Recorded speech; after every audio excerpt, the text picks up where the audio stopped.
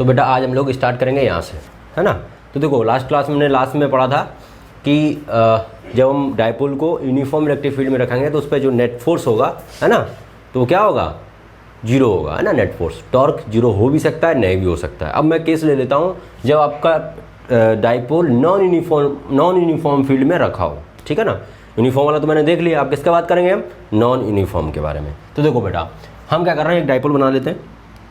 मान लो ये आपका डायपोल है ना, माइनस क्यू और ये प्लस क्यू, यहाँ पे डायपोल रखा हुआ है, ये चार्ज रखा हुआ है ना, equal and opposite charge small separation पे, है ना। तो ये डायपोल की तरह बिहेव करेगा। मान लो इस पूरे रीजन में क्या है, एक नॉन यूनिफॉर्म फील्ड है। क्या है, नॉन यूनिफॉर्म फील्ड। इसमें बेटा नॉन यूनिफॉर्म फील्ड होगा, है ना। क्लियर है, ऐसे मान लो ना, नॉन यूनिफॉर्म है। मान लो यहाँ पे आपका ई फील्ड है। क्या है, ई फील्ड है ना। और यहाँ पे है ई प्लस डेल्टा ई, है ना बेटा। मतलब यहाँ पे जो फील्ड होगा वहाँ यहाँ पे कुछ और होगा एक तरीके से, तभी तो आपका नॉन यूनिफॉर्म होगा बेटा। यहाँ पे दोनों जगह फील्ड क्या हो, अलग अलग हो, तभी आपका नॉन यूनिफॉर्म आएगा। क्लियर है। अब देखो अगर मैं इसमें बात करता हूँ कि अगर नॉन यूनिफॉर्म फील्ड में अगर हम डायपोल रख रहे हैं तो उस पर फोर्स क्या होगा, तो देखो फोर्स हम कैसे लिखेंगे, यहाँ पे फोर्स लग रहा होगा, यहाँ पे फोर्स लगेगा क्या आपका, क्यू ई वेक्टर लगेगा। क्लियर है। और यहाँ फोर्स क्या लगेगा, Q E plus delta E vector लगेगा। क्लियर है यहाँ तक, ठीक है ना। तो अगर मैं नेट फोर्स की लिखूँ तो हम पहले इन दोनों पे जो फोर्स लग रहा है उसका वेक्टर हम ले लेंगे, तो क्या आ जाएगा बेटा, इस डायपोल पे नेट फोर्स आ जाएगा। तो पहले हम बेटा इंडिविजुअली फोर्स लिख लेते हैं। तो force on plus Q charge क्या आएगा, force on plus Q charge आएगा Q times E vector plus delta E vector आ जाएगा। क्लियर है, नहीं समझे। अगर मैं बात करूं माइनस चार्ज पे क्या आएगा आपका, माइनस आ जाएगा बेटा ना, इस तरीके से। अगर इसका इधर डायरेक्शन ऐसे आप लिखो इसको, ई प्लस ऐसे इस टाइप का चाहे लिख लो आई कैप, है ना। यहाँ पर आप लिख दो क्यू ई माइनस आई कैप, है ना, इस तरीके से लिख लेना। तो देखना आप जब बेटा एफ नेट निकालोगे, इन दोनों का जब आप सम करोगे, प्लस क्यू और माइनस क्यू चार्ज पे वेक्टर सम करोगे, तो ये आ जाएगा क्या, ये आपका आ जाएगा इस तरीके से आएगा, क्यू बेटा ये आई कैप है, ठीक है, यहाँ पे जे नहीं है, क्यू ई ऐसे लिख लो इसको। ऐसे मान लीजिए कि इसी डायरेक्शन में वेरी कर रहा है, ठीक है ना बेटा, डेल्टा ई आई कैप, ठीक है, प्लस क्यू ई माइनस आई कैप, है ना, इस तरीके से। तो आप देखोगे इसको जब सॉल्व करोगे तो ये माइनस हो जाएगा ना बेटा, यहाँ सिर्फ क्या बचेगा, यहाँ बचेगा सिर्फ आपका क्यू डेल्टा ई आई कैप, है ना, इस तरीके से। क्लियर है। तो अगर मैं इसको जनरल फॉर्म में लिखना चाहूँ तो क्या आएगा, जनरल फॉर्म में ऐसे आएगा बेटा, F net Q delta E vector, ऐसे लिखो आप इसको। क्लियर है। मान लो इसके बीच का लेंथ है डेल्टा एल। क्या है, डेल्टा एल मैं बोल देता हूँ, डेल्टा एल क्या है, बहुत छोटा है, ठीक है ना। तो हम क्या कर रहे हैं, डेल्टा एल से मल्टीप्लाई भी कर रहे हैं और डेल्टा एल से क्या कर रहे हैं, डिवाइड कर रहे हैं। क्लियर है, क्लियर है। अब बेटा ये क्या बनेगा, ये कुछ आपको दिख रहा है, charge into distance. Charge into distance बेटा क्या आएगा, डाइपोल आएगा, dipole moment Q into delta L. तो इसको क्या लिख सकते हैं, यहाँ से पी लिख सकते हैं,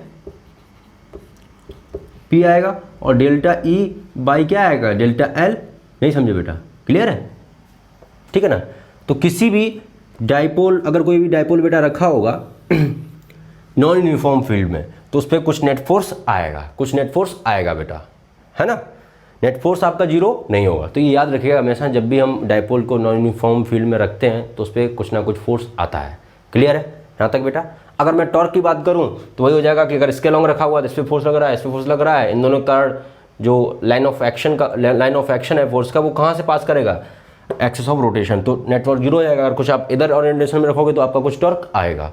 तो टॉर्क वाला जो सीन है वो दोनों ही केस में सेम है, यूनिफॉर्म में भी और नॉन यूनिफॉर्म में भी। मतलब जीरो हो भी सकता है, नहीं भी हो सकता है ना, दोनों केस पॉसिबल हो सकते हैं। लेकिन यूनिफॉर्म फील्ड में जो फोर्स होगा डाइपोल में वो हमेशा जीरो होगा, और इसमें क्या होगा, जीरो नहीं होगा। क्लियर है, इतना सा है रिजल्ट बेटा, आप इसको जरूर लिख लीजिएगा और ये फार्मूला जरूर आप याद रखिएगा, P into del E by del L. Clear है। इस पर हम लोग क्वेश्चन भी करेंगे अभी नेक्स्ट। इसी के बाद हम क्वेश्चन करने वाले हैं कि अगर हम डाइपोल को नॉन यूनिफॉर्म फील्ड में रखेंगे तो हम फोर्स उस पर नेट फोर्स कैसे निकालेंगे। अभी तो मैंने ये बताया कि नॉन जीरो आएगा और फार्मूला भी बताया, इस फार्मूला को कैसे यूज करना अभी मैं आपको प्रॉब्लम देके समझाते हैं। तो बेटा इसको जल्दी से नोट डाउन करेंगे, जल्दी से नोट डाउन करिए इसको। बेटा अब हम लोग ये वाला क्वेश्चन करेंगे जो कि प्रीवियस वाले थ्योरी से रिलेटेड है। A P equal to P vector equal to P not I cap है ना। तो एक डायपोल है, इसका मैग्नीट्यूड पी नॉट है, किधर पॉइंट कर रहा है, एक्स की डायरेक्शन में पॉइंट कर रहा है, is placed at X comma Y. तो बेटा ये जो एक्स कोमा वाई जो है ना प्लेस्ड, इसका एक पॉइंट दिया, जो पॉइंट वो कहाँ पे लाई करेगा, उसका मिड पॉइंट मान लो ना, मिड पॉइंट को मान के चलते हैं उसको, ठीक है। ठीक है, डायपोल प्लेस करने का मतलब उसका मिड पॉइंट कहाँ पे प्लेस्ड है ना। डायपोल तो एक एक्सटेंडेड बॉडी एक तरह से बिहेव करेगा ना बेटा। अब चूंकि बहुत स्मॉल सेपरेशन होता है, पॉइंट चार्ज की तरह भी मतलब पॉइंट बॉडी की तरह भी कंसिडर कर सकते हो अगर करना चाहो अब तो ऐसे फील्ड में रखा हुआ है जहाँ पे फील्ड बेटा क्या है, ऐसे है। तो देखना आप ये फील्ड जो है वो एक्स वाई के साथ वेरी कर रही है। अगर वेरी कर रही है तो ये फील्ड कैसा है, ये नॉन यूनिफॉर्म फील्ड है। अगर नॉन यूनिफॉर्म फील्ड में अगर हम डाइपोल रखेंगे तो हमें क्या निकालना है, इलेक्ट्रिक फोर्स ऑन डाइपोल निकालना है, ठीक है ना। तो अभी मैंने एक फार्मूला पढ़ा है ये वाला, ठीक है, P delta E Y delta L, ये पढ़ा है बेटा है ना। इसको आप ऐसे और लिख लीजिए इस तरीके से बेटा, ऐसे भी तो लिख सकते हैं ना, ऐसे लिख लीजिए आप इस तरीके से, क्लियर है। अब इसको यूज कैसे करना है, ठीक है, इसको बड़ा यूज करने में बड़ा दिक्कत आता है बेटा। जैसे मान लो ये यहाँ पे है, ठीक है, यहाँ पे जो हमारा ये जो है डायपोल वो किसकी तरफ है, एक्स डायरेक्शन में, और उसका मैग्नीट्यूड कितना है, पी नॉट है, ठीक है ना। तो आप क्या करोगे, जो इलेक्ट्रिक फील्ड है उसको आप पार्शियली डिफरेंशिएट करोगे विद रिस्पेक्ट टू एक्स, मतलब जो कंपोनेंट जिस डायरेक्शन में उसके रिस्पेक्ट में, नहीं समझे। अगर आपके दिमाग में ये आ सकता है कि सर मान लो हमारे पास डाइपोल अगर होता आई में भी है जे में भी है, तो इसको दो तरीके से आप करना पड़ता आपको। आई वाला ऐसे हो जाता, आई वाला पी नॉट है ना, ऐसे कुछ लिखा होता, मेरे कहने का मतलब P not I plus P naught J, ऐसे कुछ अगर लिखा होता तो आपको इसका अलग निकालना पड़ता है, इसका अलग निकालना पड़ता है। इसके लिए कैसे करता मैं, इसके लिए मैं करता P not del E vector upon del X करता, और इसके लिए क्या करता, P not del E by del Y, ठीक है ना। अभी चूंकि दोनों में वेक्टर है तो दोनों ही वेक्टर वाले आएंगे, नेट करने के लिए क्या कर देंगे, वेक्टर सम कर लेंगे, आ जाएगा, ठीक है ना। तो मैंने अभी आपको यहाँ पे एक का ही दिया है, तो पी नॉट किधर है, ये पूरा जो डाइपोल है वो एक्स की डायरेक्शन में, अगर एक्स की डायरेक्शन में है बेटा तो पी नॉट उसका मैग्नीट्यूड इनटू जो इलेक्ट्रिक फील्ड है उसी के रिस्पेक्ट में हम डिफ्रेंशिएट करेंगे, एक्स के रिस्पेक्ट में, क्लियर है।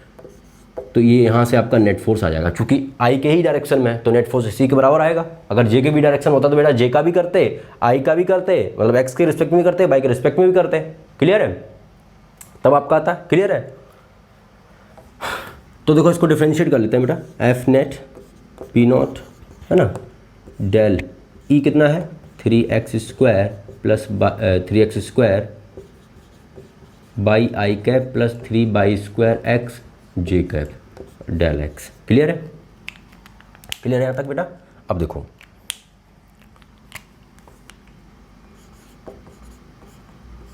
यहाँ से जाएगा पी नॉट, इसको डिफरेंशिएट करेंगे बेटा क्या आएगा, 3 बाई तो ऐसे ही जाएगा, एक्स स्क्वायर का 2x आएगा, मतलब 6x बाई आएगा, क्या आएगा 6x बाई आएगा आई कैप प्लस यहाँ करेंगे क्या आएगा 2 बाई आएगा बेटा 6, यही भी 6x बाई आएगा क्या, क्योंकि बाई स्क्वायर करेंगे तो क्या आएगा 2 बाई है ना, सॉरी नहीं गड़बड़ हो गया बेटा, एक्स के रिस्पेक्ट में कर रहा हूँ ना, तो ये एक्स का 1 हो जाएगा, क्या हो जाएगा एक्स का 1 हो जाएगा, तो ये आ जाएगा 3 बाई स्क्वायर जे कैप, ये आएगा, क्लियर है। तो ये आपका नेट फोर्स आएगा, ठीक है। अच्छा ये एक जनरल फार्मूला लिख लीजिएगा, जैसे मैंने बोला कि इसमें आपका डाइपोल जो है वो आपका पी नॉट आई है ना, इसलिए मैंने एक्स के रिस्पेक्ट किया। अगर आई जे तीनों दिया होता आई जे के, तो आप क्या करते हैं ऐसे लिखिएगा जनरल फार्मूला। जैसे बेटा ये है जी, क्या लिखा है, ये P X del E by del X लिखा हुआ ना, पी एक्स आई के डायरेक्शन में, तो इसका जनरल फार्मूला आएगा नेट फोर्स ऑन डाइपोल पे P X del E vector, बेटा वेक्टर है इसमें साथ में, point del X plus P by है ना del E by del Y है ना del Y plus P Z है ना del del E vector upon del Z है ना बेटा, इस तरीके से हमारा ये फोर्स आ जाएगा जनरल है ना डाइपोल वाला, इस तरीके से, क्लियर है। तो आप देखोगे इसमें पी वाई और पी जेड क्या है, 0 है, तो अगर ये 0 हो जाएगा तो ये सिर्फ यही बचेगा, इसलिए मैंने इसको यहाँ से ऐसे सॉल्व किया है, ठीक है ना। तो आप अभी डाउट आया होगा है ना कि ये कैसे हो गया, बट आप यहाँ से अगर ये आपको फार्मूला पता है तो आप इसको ऐसे सॉल्व कर सकते हो। तो ये बेटा बहुत ही इंपॉर्टेंट है ना। क्लियर है? क्लियर है बेटा यहाँ से?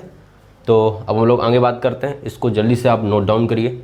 अब बेटा हम लोग बात करते हैं torque on dipole in a uniform electric field. ठीक है, यूनिफॉर्म फील्ड या इलेक्ट्रिक फील्ड। ठीक है बेटा, तो अभी हम लोगों ने देखा था कि अगर यूनिफॉर्म फील्ड में अगर मैं कोई डायपोल रखता हूँ तो उसमें फोर्स हमेशा जीरो होता है, टॉर्क आपका जीरो भी हो सकता है, नॉन जीरो भी हो सकता है ना। तो टॉर्क का मुझे क्या निकालना पड़ेगा? एक्सप्रेशन निकालना पड़ेगा। क्या निकालना पड़ेगा? एक्सप्रेशन निकालना पड़ेगा। तो देखो मैं क्या करता हूँ, ये आपका माइनस क्यू है, ठीक है, और ये प्लस क्यू है। ऐसे रखो इसको, ऐसे नहीं, ऐसे बेटा इलेक्ट्रिक फील्ड है ना, और डायपोल को ऐसे रखो क्योंकि तभी आएगा बेटा ना। अगर ऐसे से सेम डायरेक्शन होगा तो बेटा क्या हो जाएगा, जो line of action of force आएगा वो क्या आएगा, पास कर जाएगा तो टॉर्क जीरो आ जाएगा ना। हम जनरल फॉर्म लेंगे, ठीक है। ये माइनस क्यू है और ये क्या है आपका, ये प्लस क्यू है। ये बेटा डायपोल का सेंटर है, तो ये जो आएगा ये क्या है, ये ए है, ये भी ए है। क्लियर है? इस पर फोर्स इधर लगेगा क्यू ई और इस पर फोर्स इधर लगेगा क्यू ई। ठीक है ना? क्लियर है? अब बेटा अगर हम बात करें, मान लो ऐसे इसको पकड़ लें और इस पर फोर्स ऐसे लग रहा तो इधर घूमने की कोशिश करेगा, और इस पर इधर फोर्स लगेगा तो ये ऐसे घूमने की कोशिश करेगा। तो कहने का मतलब इस क्यूई का भी क्या है, इसी डायरेक्शन में टॉर्क है और इसका भी इसी सेंस में टॉर्क है। तो इन दोनों का टॉर्क क्या हो जाएगा, ऐड हो जाएगा। बेटा इसका टॉर्क कैसे निकालेंगे इस फोर्स का, अगर मैं बात करूँ तो ये बेटा एक्सिस ऑफ रोटेशन होगा आपका, ये एक्सिस ऑफ रोटेशन होगा, उससे परपेंडिकुलर डिस्टेंस कौन सी होगी, ये होगी। कौन सी होगी, ये होगी। ठीक है ना? और ये अगर थीटा है, अगर परपेंडिकुलर डिस्टेंस ये होगी बेटा, क्योंकि फोर्स इंटू क्या होता है, टॉर्क जो होता है वो होता है फोर्स इंटू परपेंडिकुलर डिस्टेंस होता है बेटा, है ना। तो फोर्स तो क्यू ही है, परपेंडिकुलर डिस्टेंस कितना है एक्सिस से, ये आएगा ना बेटा, दिया जाएगा ए कॉस थीटा और ये आएगा ए साइन थीटा, है ना। ऐसे बेटा ये भी ए साइन थीटा आ जाएगा ना। तो जो टॉर्क आएगा वो आएगा क्यू ई ए साइन थीटा, है ना। इसका भी क्या आएगा, इसका भी आ जाएगा प्लस क्यू ई ए साइन थीटा। क्लियर है यहाँ से, है ना बेटा? इस तरीके से लिख सकते हैं ना, इसका टॉर्क आएगा क्यू ई ए साइन थीटा, इसका भी कितना आएगा क्यू ई ए साइन थीटा। क्लियर है? अगर हम इसको ऐसे लिखेंगे 2 क्यू ई ए साइन थीटा, है ना। अच्छा ये बताइए, इसको मैं ऐसे लिख सकते हैं, इसको मैं ऐसे लिख सकते हैं क्यू इंटू 2a, है ना, इंटू ई, है ना, इंटू साइन थीटा। क्लियर है? इसको क्या लिख सकते हैं हम, ये बेटा p लिखा हुआ है, p जो हमारा होता है वो क्या होता है, q इंटू 2a होता है ना। तो हम इसको ऐसे लिख सकते हैं पी ई साइन थीटा लिख सकते हैं, नहीं लिख सकते हैं। क्लियर है बेटा? थीटा यहाँ पे क्या है, थीटा है एंगल बिटवीन, अच्छा डायपोल इधर होगा, है ना, और इलेक्ट्रिक फील्ड इधर है, dipole between electric field and dipole. Clear है? मतलब इसके बीच में, पी के बीच में। तो इसको हम क्या लिख सकते हैं, हम इसको लिख सकते हैं पी क्रॉस ई। क्या लिख सकते हैं इसको हम लिख सकते हैं पी क्रॉस ई वेक्टर, है ना, वेक्टर के टर्म में। दोनों ही वेक्टर क्वांटिटी होती है बेटा, है ना। तो ये आपका किसका फार्मूला आ गया, टॉर्क का फार्मूला आ गया। किसका टॉर्क आ गया बेटा, फार्मूला आ गया टॉर्क का। बेटा टॉर्क कब जीरो होगा, जब साइन थीटा जीरो होगा, मतलब थीटा जब जीरो होगा ना, मतलब सेम। क्लियर ना? यहाँ तक क्लियर है बेटा? तो आप यहाँ से देख सकते हो कि ये आपका वेक्टर फॉर्म में आ गया और ये आपका स्केलर फॉर्म में फार्मूला आ गया, torque equal to P sine theta. ये दोनों चीज़ें याद रखोगे, दोनों फार्मूले। वैसे ये याद रखोगे तो ये तो ऑटोमेटिक आ जाता है ना, पी क्रॉस ई को क्या ले सकते हैं, P sine theta. Got it? तो बेटा टॉर्क का जो एक्सप्रेशन आता है वो यहाँ से ये आपका आता है। आई थिंक ये बेटा आपको समझ में आ गया होगा, ठीक है ना। सो इसको आप जल्दी से नोट डाउन कर लीजिए, कोई इसमें डाउट नहीं होगा, सिंपल है। हम लोग पीछे के कॉन्सेप्ट यूज कर रहे हैं एक तरीके से। सो इसको जल्दी से नोट डाउन करिए आप।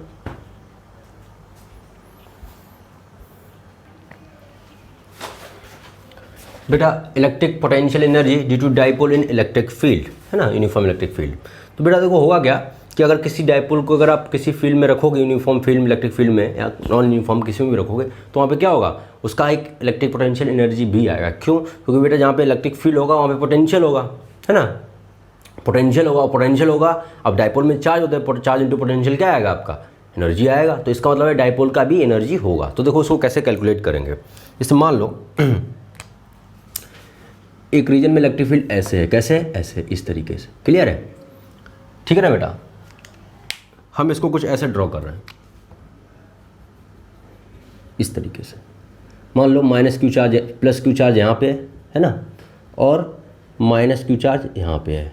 ठीक है? क्लियर है? ये ए डिस्टेंस, ये ए डिस्टेंस होगा। क्लियर है? मतलब मेरे कहने का मतलब ये है कि जो हमारा डायपोल है इनिशियली हम इस डायरेक्शन में रख रहा हूँ। किस डायरेक्शन में? इस डायरेक्शन में। क्यों रख रहा हूँ, इसका रीजन इसके पीछे मैं बता रहा हूँ आपको।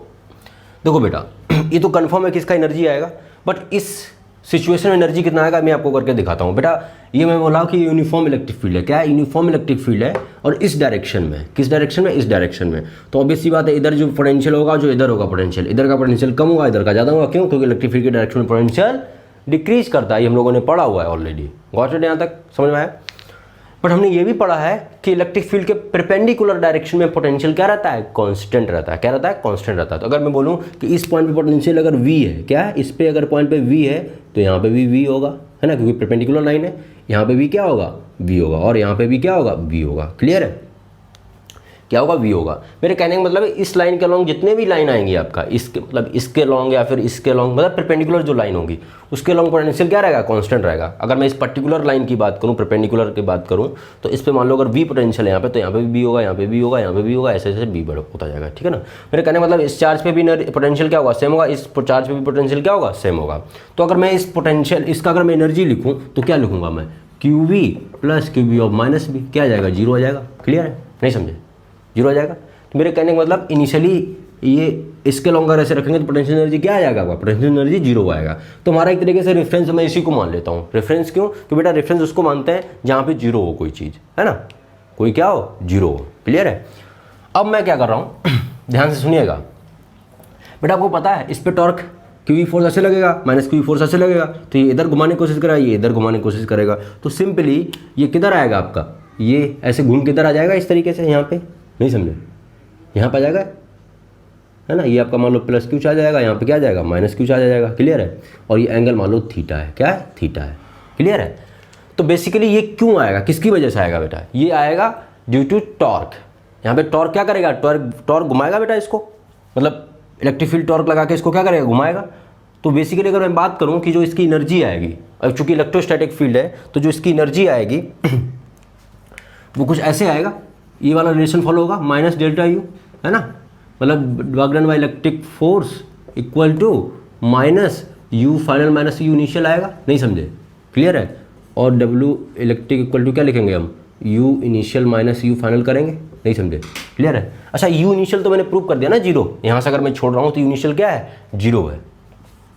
क्लियर है? अगर हम work done by electric force की बात करें तो क्या आएगा, टॉर्क डी थीटा आएगा। क्यों? क्योंकि रोटेट कर रहा है ना, ट्रांसलेटिव मोशन नहीं हो रहा है इसमें, तो माइनस यू फाइनल। ठीक है ना बेटा? जो यू फाइनल आएगा वही हमारा एब्सोल्यूट क्या होगा, फार्मूला होगा एक तरीके से। ठीक है बेटा? अब देखो यहाँ पे एक चीज़ है कि आप देख रहे होगे कि ये ऐसे जा रहा है, तो बेटा जैसे जैसे आगे बढ़ेगा तो थीटा कम होगा, थीटा कम होगा। क्लियर? थीटा क्या करेगा, डिक्रीज। आपने कंसेप्ट पढ़ा होगा कि अगर ये एक्स है, एक्स अगर आपका डिक्रीज कर रहा है तो ये माइनस डी एक्स होता है ना, अगर आपका एक्स इंक्रीज कर रहा है तो ये प्लस डी एक्स होता है ना, इस तरीके से। क्लियर है? एक्स अगर डिक्रीज करेगा तो डी एक्स क्या आएगा, नेगेटिव आएगा। क्लियर है? तो आप यहाँ देखिएगा बेटा, इसको हम कैसे लिखेंगे, टॉर्क यहाँ पे माइनस डी थीटा आएगा। क्या आएगा? क्योंकि थीटा जो है वो डिक्रीज कर रहा है, थीटा क्या कर रहा है आपका, डिक्रीज कर रहा है, माइनस यू फाइनल। क्लियर है? अब बेटा देखो जब इसको में से सॉल्व करेंगे तो यहाँ से ये क्या आ जाएगा आपका, यहाँ से आ जाएगा minus of torque D theta equal to minus U F, और यू एफ क्या आ जाएगा, यू ही आ जाएगा, पोटेंशियल एनर्जी, है ना। यहाँ से यू जो आएगा वो आएगा टॉर्क डी थीटा। ठीक है बेटा? थीटा का इनिशियल लिमिट कितना होगा, ऐसे π/2 होगा, इनिशियल π/2 होगा, है ना, और फाइनल क्या हो जाएगा आपका, एंगल थीटा मान लो। तो देखो टॉर्क का फार्मूला बेटा क्या होता है, पी साइन थीटा होता है, अभी मैंने प्रूव किया जस्ट पीछे, पी साइन थीटा और डी थीटा। क्लियर है? तो यहाँ से आप पी बाहर निकाल लीजिए क्योंकि कांस्टेंट बेटा मान के चल रहे हैं इसको, है ना, P sine theta D theta, है ना, एंगल कहाँ से है, π/2 से आपका थीटा। क्लियर है? जब हम इसको सॉल्व करेंगे तो साइन थीटा का बेटा इंडिकेशन क्या होता है, माइनस कॉस थीटा होता है। क्या होता है, माइनस कॉस थीटा होता है। तो ये आ जाएगा यहाँ से माइनस पी नहीं, माइनस मत लिखिए आप, पी माइनस कॉस थीटा, है ना, और एंगल कहाँ से आ जाएगा, लिमिट π/2 से लेके थीटा तक। क्लियर है?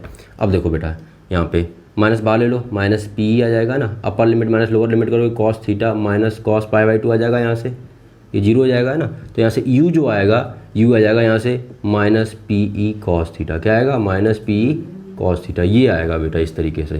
तो इसको हम लिख सकते हैं u equal to minus P dot E भी लिख सकते हैं ना बेटा, जैसे a डॉट बी को ए बी कॉस थीटा लिखते हैं। तो ये आपका डाइपोल का किसका आता है, एनर्जी का फार्मूला आता है। ये आपका स्केलर फॉर्म में दिया, ये वेक्टर फॉर्म, वेक्टर मतलब इसमें वेक्टर इन्वॉल्व है एक तरीके से। क्लियर है? ठीक है बेटा, यहाँ तक क्लियर है?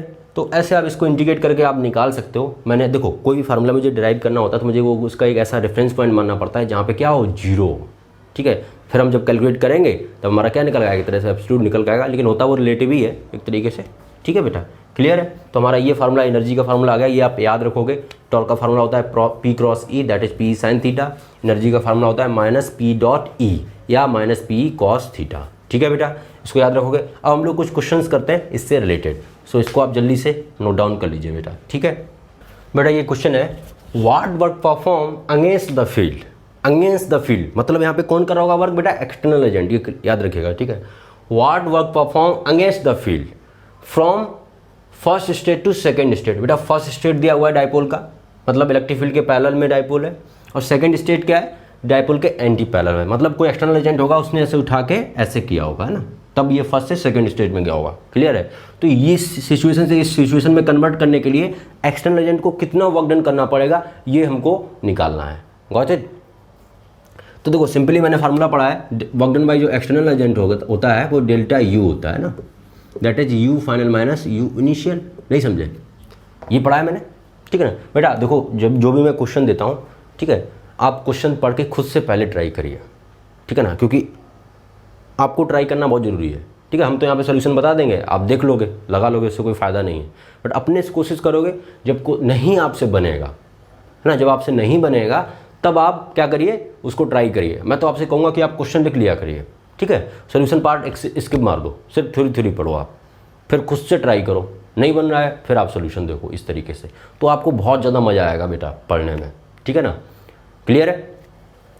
तो देखो हम क्या करेंगे, W work done by external agent जो आएगा वो you final minus U initial आएगा।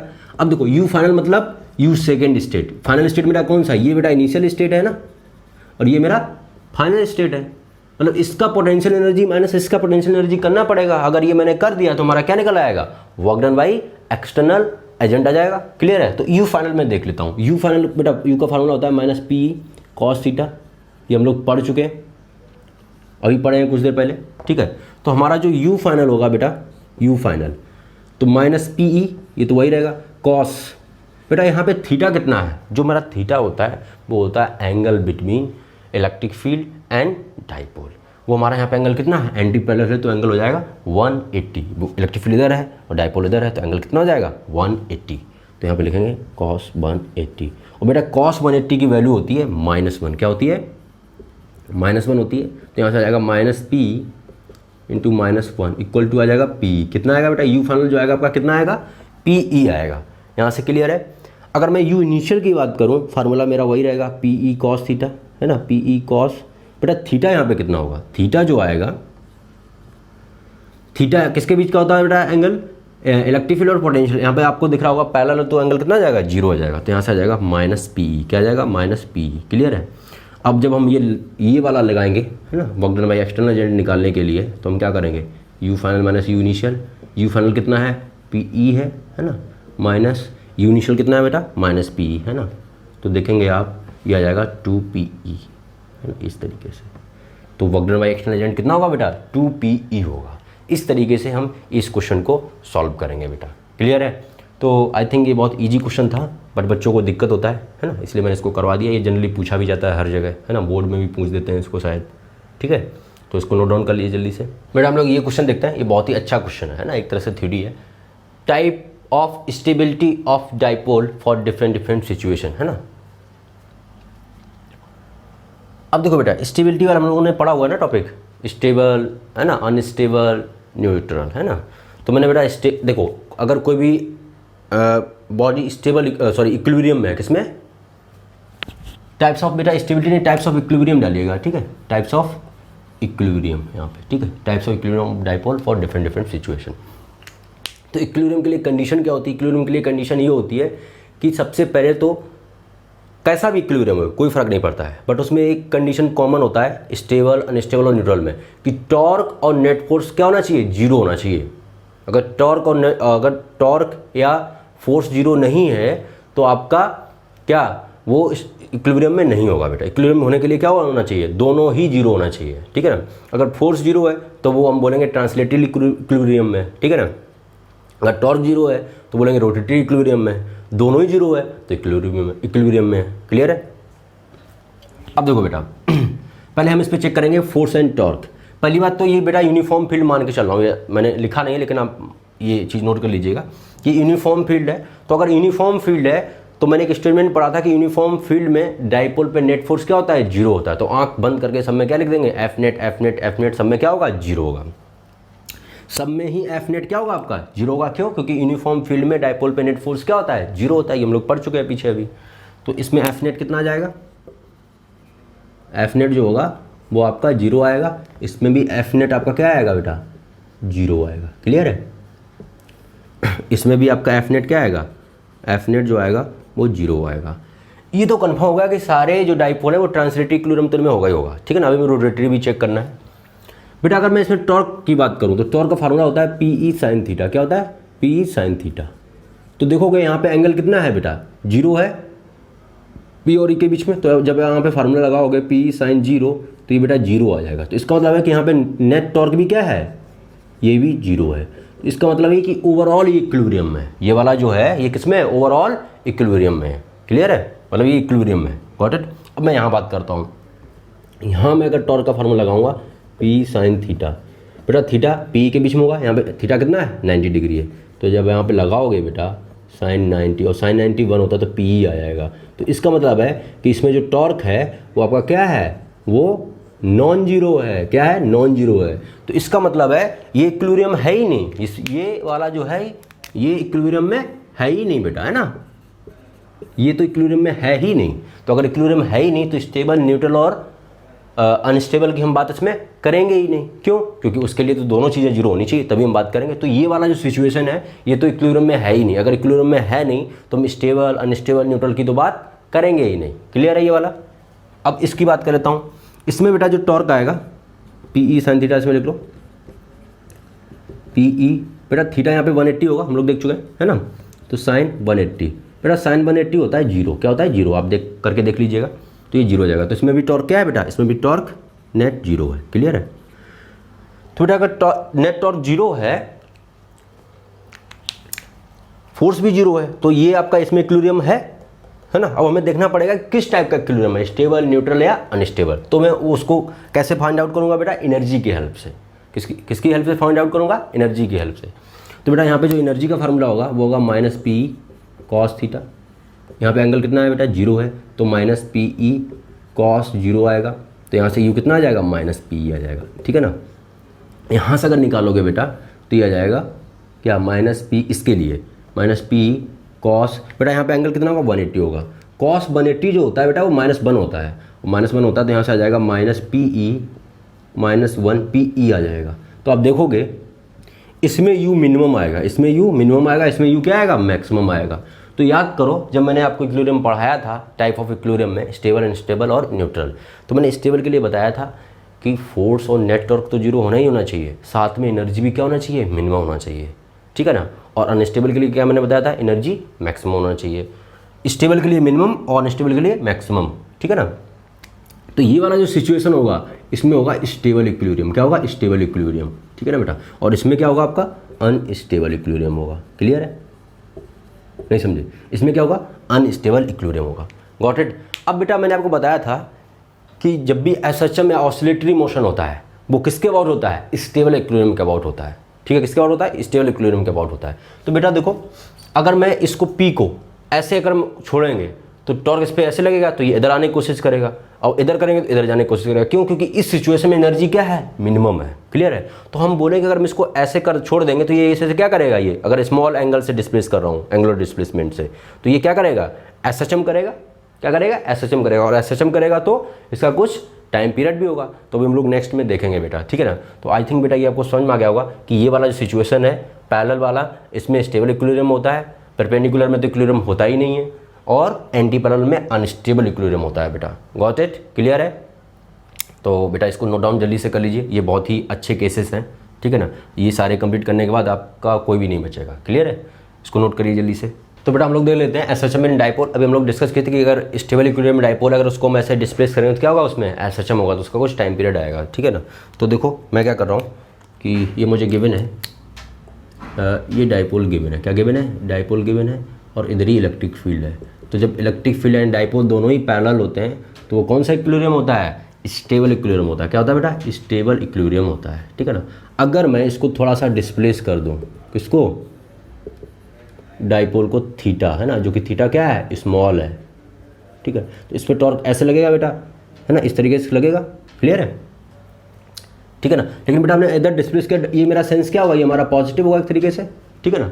तो हम क्या लिखेंगे, अच्छा एक चीज़ याद रखिएगा, एसएचएम जो होता है बेटा वो दो तरीके का होता है, लीनियर है ना, और एंगुलर। क्या होता है, एंगुलर, क्लियर है। लीनियर में कैसे प्रूव करते हैं, A equal to minus omega square X, ये लीनियर का इक्वेशन है एक तरीके से। और एंगुलर का क्या होता है, ए की जगह बेटा अल्फा आता है, क्या आता है, अल्फा आता है माइनस ओमेगा स्क्वायर थीटा, इस तरीके से, क्लियर है, ठीक है। इसमें बेटा हमें क्या प्रूव करते थे, ऐसे करके लगा देते equation F equal to minus M A, क्यों, क्योंकि जिधर फोर्स मैंने लगाया है, जिधर मैंने ऐसे डिस्प्लेस करते थे उधर मेरा पॉजिटिव डायरेक्शन होता था, फोर्स अपोजिट में लगता था ना। तो आप इसको ऐसे भी लिख सकते हो minus F equal to M है ना, क्योंकि अगर मान लो जो स्प्रिंग हुआ करता था हमारा, है ना, अगर मैंने इसको इधर डिस्प्लेस किया तो मेरा एक्सेलरेशन मैं इधर मान लेता था, बट फोर्स इधर लगता था ना, तो इसलिए माइनस एफ मैंने लिख दिया, ठीक है ना, क्लियर है। ऐसे ही इसमें क्या करेंगे, इसमें minus F equal to M आएगा, इसमें आएगा minus torque equal to M की जगह मोमेंट ऑफ इनर्शिया आएगा बेटा, है ना, ए की जगह आएगा अल्फा आएगा, इस तरीके से, क्लियर है। तो इसमें वही लगाएंगे बेटा, क्या लगाएंगे, ये वाला इक्वेशन। तो माइनस टॉर्क बेटा इसमें कितना लगेगा, थीटा है, पी साइन थीटा लिख देंगे, है ना, इतना टॉर्क लगेगा, पी साइन थीटा आई। बेटा आई इसका मोमेंट ऑफ इनर्शिया मान लो गिवन है। अच्छा ये जो घूमेगा ये इसके अबाउट घूमेगा, है ना, और जो ये आई होता है ये उसी के अबाउट होता है, एक्सिस ऑफ रोटेशन का about moment of inertia system का, ठीक है ना। तो डाइपोल का ये मोमेंट ऑफ इनर्शिया आई किसके अबाउट होगा, इसके एक्सिस ऑफ रोटेशन है ना, इसके मिड पॉइंट के अबाउट। तो ये आ जाएगा आई और इधर आएगा अल्फा, ठीक है, क्लियर है, यहाँ से क्लियर है बेटा। अब देखो ये अगर बेटा थीटा स्मॉल है, अगर आपका थीटा क्या है, स्मॉल है, तो यहाँ पे आपका साइन थीटा कितने किसके बराबर आ जाएगा, थीटा के बराबर आ जाएगा बेटा। तो इसको मैं क्या लिख सकता हूँ, मैंने माइनस पी थीटा लिख सकता हूँ, आई अल्फा, है ना। इसको मैं ऐसे लिख सकता हूँ, alpha equal to minus P E upon I theta. तो आप इससे जब कंपेयर करोगे, इसका जनरल इक्वेशन ये है एंगुलर सिस्टम का, वो आएगा माइनस ओमेगा स्क्वायर थीटा। तो यहाँ से ओमेगा क्या आएगा बेटा, under root P E by क्या आएगा, आई आएगा, और टाइम पीरियड क्या आ जाएगा आपका, टाइम पीरियड आ जाएगा 2 पाई बाई, है ना, ओमेगा होता है बेटा, है ना, इसको ऐसे लिखेगा 2 पाई बाई ओमेगा होता है, तो आ जाएगा 2 पाई, है ना, ओमेगा जैसे अपन करोगे ऐसे रिवर्स हो जाएगा, आई अपन क्या आएगा, पी ई आएगा। इस तरीके से इसका टाइम पीरियड का क्या आ जाएगा, फार्मूला आ जाएगा, क्लियर है। याद रखिएगा ये जो मोमेंट ऑफ इनर्शिया है वो इसके एक्सिस ऑफ रोटेशन के अबाउट होता है, क्लियर है बेटा यहाँ तक, ठीक है ना। तो इसको आप नोट डाउन कर लीजिए, हम लोग जल्दी से एक क्वेश्चन लिखते हैं, ठीक है ना, वो आप लोग घर से करेंगे, ठीक है। तो इसको जल्दी से आप नोट डाउन करिए बेटा, मैं एक क्वेश्चन दे रहा हूँ, ठीक है ना, ये आप लोग घर से करेंगे। क्वेश्चन ये है कि एक रीजन है जिसमें इलेक्ट्रिक फील्ड ई इधर यूनिफॉर्म इलेक्ट्रिक फील्ड है, ठीक है, इसमें ई एक यूनिफॉर्म इलेक्ट्रिक फील्ड है, ठीक है, और इसमें एक डाइपोल रखा हुआ है, ठीक है। एक्चुअली क्या डाइपोल ऐसे कुछ फॉर्म हुआ है, ये एक लाइट रॉड है, क्या है, एक लाइट रॉड है, ये बेटा लाइट रॉड है, क्या है, लाइट रॉड मतलब मासलेस है ना, ऐसे मान सकते हो आप, क्लियर है। यहाँ पे एक माइनस क्यू चार्ज रखा हुआ है, यहाँ पे प्लस क्यू चार्ज, यहाँ पे असेंबल किया हुआ है इसको, ठीक है ना, इसका मास क्या है, एम है यहाँ पे, क्लियर है, यहाँ पे क्लियर है, और इसका लेंथ एल है जो कि स्मॉल एक तरीके से, ठीक है ना। मतलब ये जो पूरा है ये किसकी तरह बिहेव करेगा, डाइपोल की तरह बिहेव करेगा, किसकी तरह बिहेव करेगा बेटा, डाइपोल। बेटा ई सिर्फ ये इसी लाइन के लॉन्ग नहीं है, पूरे में है ई ऐसे करके ना, पूरा मैंने एक दिखाया आपको, पूरे रीजन में ई है आपका, इसी डायरेक्शन में है ना। ये यहाँ पे माइनस क्यू चार्ज है, यहाँ पे आपका प्लस क्यू चार्ज है, यहाँ पे ये पॉइंट चार्ज तरह से क्या है, असेंबल किए हुए हैं, क्लियर है। यहाँ पे क्या किया हुआ है मैंने, असेंबल किया हुआ है, ठीक है ना, ठीक है बेटा। तो इसको आप अगर थोड़ा सा डिस्प्लेस करोगे तो क्या करेगा, ये एसएचएम करेगा, है ना, क्योंकि क्या, क्योंकि आपका ये बेटा इस डायरेक्शन में पी आएगा, है ना, तो आपका पैरेलल है, तो ये कौन सा इक्विलिब्रियम होगा, स्टेबल इक्विलिब्रियम होगा, तो ये एसएचएम करेगा। तो उसका आपको टाइम पीरियड निकालना है, एक तो ये क्वेश्चन करना है, दूसरा करना है आपको ये एक रॉड है, ठीक है, एक रॉड है इसका मास m है, लेंथ l है, और ये यूनिफॉर्म है, क्या है, यूनिफॉर्म है, ठीक है। ये जो है ऑरिजिन है, क्या है, ये ऑरिजिन है बेटा, इसका कोऑर्डिनेट जो है वो l/2, 0 है और इसका कोऑर्डिनेट है वो -l/2, 0 है। क्लियर है बेटा? इस रॉड पे प्लस प्लस चार्ज है, क्या है? प्लस प्लस चार्ज है, और इस पर क्या है? माइनस है। दैट इज इसका माइनस लैम्डा है, ठीक है, इसका है माइनस लैम्डा और इसका है प्लस लैम्डा, ठीक है ना। तो आप देखोगे ये पूरा सिस्टम का नेट चार्ज कितना होगा? 0 होगा। और बेटा ये यूनिफॉर्म है, क्या है? ये यूनिफॉर्म चार्ज इस पर डिस्ट्रीब्यूटेड, लैम्डा दिया हुआ है, यूनिफॉर्म चार्ज डिस्ट्रीब्यूटेड है, इधर पॉजिटिव है, इधर क्या है? नेगेटिव है, मतलब आधे पॉजिटिव आधे नेगेटिव है। तो इस पर नेट चार्ज 0 होगा। तो एक सिस्टम किसकी तरह बिहेव करेगा? डायपोल की तरह बिहेव करेगा। तो डायपोल की तरह बिहेव करेगा तो इसका क्या निकालना होगा? मुझे नेट डायपोल निकालना होगा। क्या निकालना होगा? नेट डायपोल निकालना होगा। तो आपको ये 2 क्वेश्चन बेटा आपको घर से ट्राई करने हैं, फिर हम लोग ग्रुप में इसको डिस्कस करेंगे, ठीक है ना। सो आज के लिए इतना ही। So thank you.